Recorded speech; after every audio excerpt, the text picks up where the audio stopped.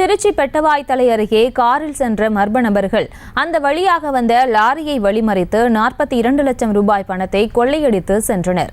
இது குறித்த கூடுதல் விவரங்களை எமது செய்தியாளர் கதிரவனிடம் கேட்கலாம். கதிரவன் வணக்கம். அங்கு என்ன நடந்தது? மேலும் விவரம். வணக்கம் பிரியங்கா. திண்டுக்கல் மாவட்டம் ஒட்டன்சத்திரம் பகுதியை சேர்ந்தவர் தொழிலதிபர் ரமணி. இவர் காய்கறியை தனக்கு சொந்தமான லாரி மூலம் நீலகிரி மாவட்டத்திலிருந்து தஞ்சை மாவட்டம் கும்பகோணத்திற்கு காய்களை ஏற்றிக்கொண்டு அங்குள்ள மார்க்கெட்டிற்கு நாள்தோறும் அனுப்பும் பணியில் ஈடுபட்டு வந்துள்ளார்.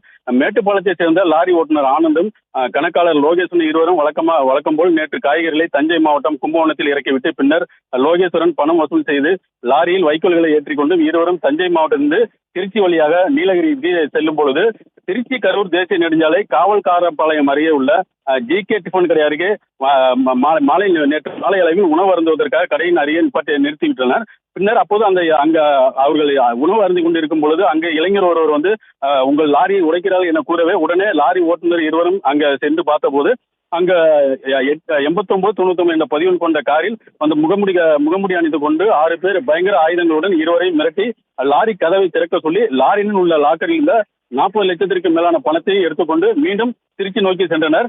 இதனை அருகில் இருந்த கடையில் வேலை பார்ப்பவர்கள் பலரும் கேட்க சென்ற போது அருகில் வந்தால் உங்களை வெட்டிவிடும் என பயங்கர ஆயுதங்களால் சொல்லவே யாரும் அவரிடம் செல்லவில்லை.